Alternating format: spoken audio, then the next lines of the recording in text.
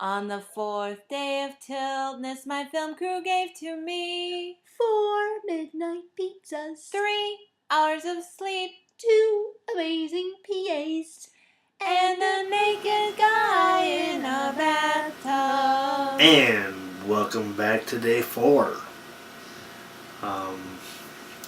Day 4, we started shooting at a new location.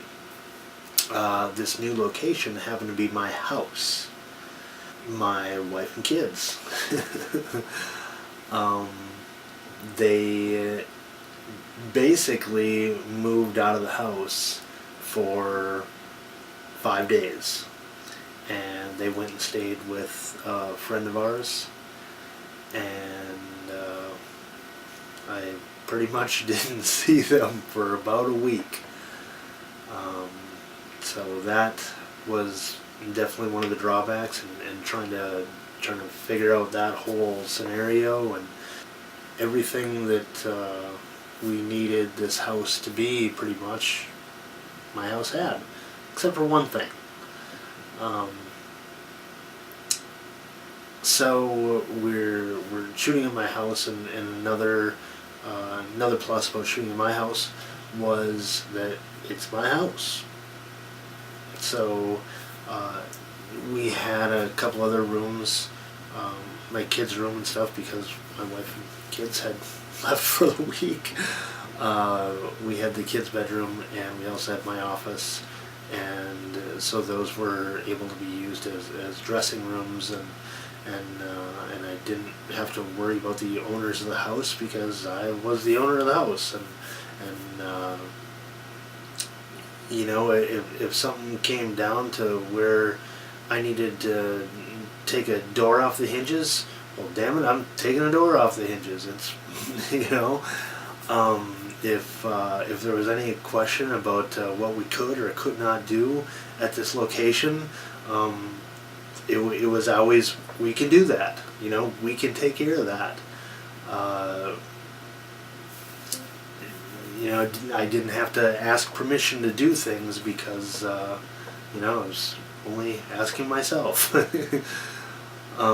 So that was nice. One of the things that my house didn't have, though, that there was a little bit of a drawback, and I could not find anywhere, was a shed. We don't have a shed. The movie calls for a shed. So a friend of mine, Kyle, who had helped out with numerous other things, helping to find extras and find some props that we were looking for, and some other stuff that he helped out with a lot of different things on the set. Kyle was kind of the go-to guy. If I couldn't figure out a way to do something, I would ask Kyle, and I'd be damned if he didn't get her done. So thank you, Kyle. But anyway, so the shed. So Kyle. So I find the shed kit at Home Depot, and so Kyle goes and gets the shed kit, and he's gonna put it together, and he's at my house, and it's like, dude, I don't know about this thing, and it came in this box, and the box was really small, and when he opened the box, there must have been a million parts. Okay, I'm exaggerating with a million, but there was probably a few 100,000. It was a mess. I myself could not have put that shit together. I have no idea how he did it. So this fourth day when we're shooting, some of the stuff that we need to shoot takes place out on the water, out on the lake. And it just so happens that, so we had this lake stuff scheduled for that day, and it just so happened that it ended up that was the windiest day that we had all week. So we're on the lake, we're shooting the stuff. shooting some from the dock, and then we also had a camera out on a pontoon, and we were shooting from the pontoon into the boat, and we're trying to keep them both together, and trying to, we're trying to shoot like one way and trying to get them arranged, and the wind is blowing and it's turning us around, and it was a mess. So finally I was just like, okay, this is the end of it, and kicked my shoes off and took my pants off, and I hopped in the lake. And it was just like, I know that if I can jump in the lake and keep this stuff steady and keep everything in place, hold on to the boat, hold on to the pontoon, and keep everything in place, that we can just knock this stuff out. And we did. It was worked out. It was a little chilly, but it all worked out, and we got everything shot, and it looks fantastic. Sometimes you just gotta jump in the lake. Oh, I also received a package, and actually I had received the package the day before, and Sue had told me that I got a package from UPS, and that was sitting on the counter for me, and I took a look inside the package, and actually had received quite a few things that I had ordered, and I was thinking, God, I hadn't ordered anything else, because I was waiting for some last minute stuff, equipment to come in, but it had already came, so I was thinking, man, I don't think that I had anything else ordered, but I was wrong. I had something else ordered. It just wasn't for the film. What did I have ordered? This shirt right here. And if you don't know where the shirt comes from, it comes from this little movie right here, Self-Helpless. Funny stoner movie. Those guys are great. You should follow their Twitter account. I believe it's Self-Helpless Move. MOV.com, or, well, do a search for Self-Helpless Movie, and now their website should pop up. On Twitter, I think it's Self-Helpless Move, I believe. I'll find out. I'll put a link to it. Thank you very much, you guys. I really appreciate the care package. So we got stuff shot out on the lake. We got some interior stuff shot. Shot some stuff with Kyle Shed that we got together, and so we had a couple things come up. We're trying to get that shed together quick, and the wind out on the lake, and there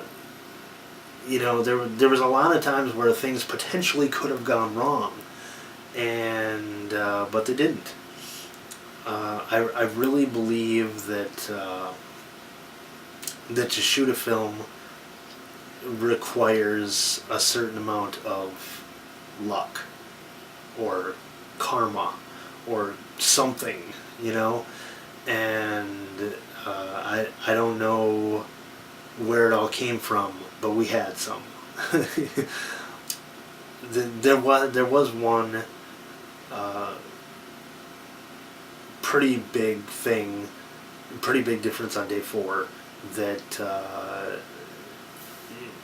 nobody was really prepared for, and was really kind of a bummer, and that was that Jessica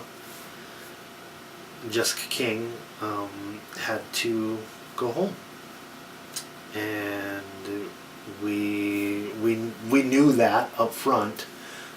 We knew that was going to happen. She had some obligations with her job that she had to go back to Chicago to take care of, and she did that.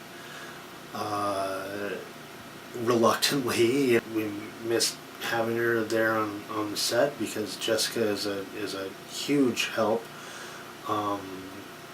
and she is a very positive influence on the set, and is like super smart and very helpful, and so we we missed having her on the set in those aspects, but I also just plain old missed her. There was no getting around it. It was nice having Julie and Jessica here, and Julie stayed. Julie and Jessica actually drove up here, and then Jessica flew back, and Julie stayed for the whole time and helped with production, and then she drove back when we were done, and I was very grateful to have Julie here for the whole time, but we've really missed having Jessica here, and so that was the bummer of day 4. That was the one. That was the one thing that happened that no matter how lucky we got, we couldn't get around that one.